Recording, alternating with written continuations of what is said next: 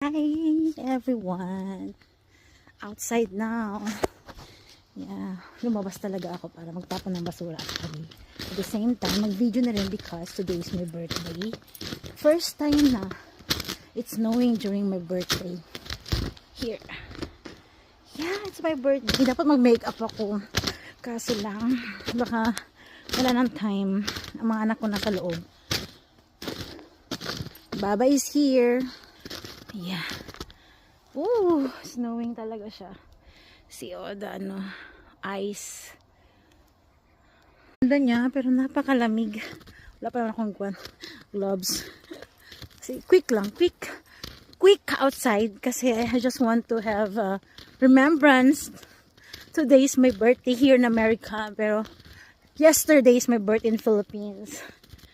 Sa lahat ng mga bumati, thank you so much to all my friends, my family, my relatives na nakaalala.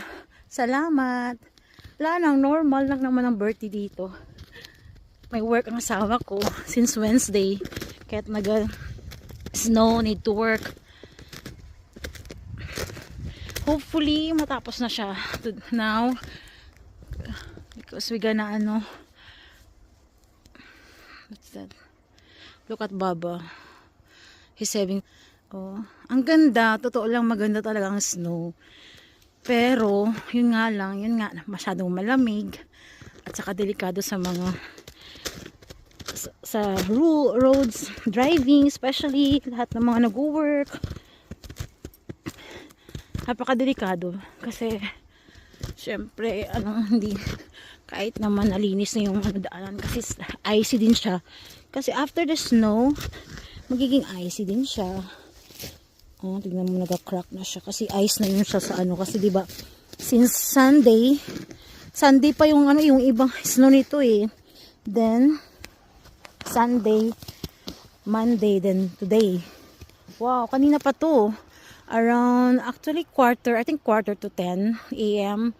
Nag-snow dito sa amin banda. Ito yung backyard namin. Yes.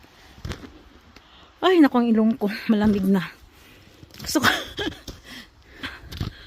Oh, birthday ko. I'm already 39. Yeah. As my husband said, always 29 years old. Yeah.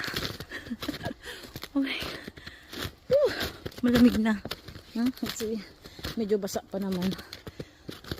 Tapon ako ng basura, hindi pa naman pinick up yung basura. Baba, come on!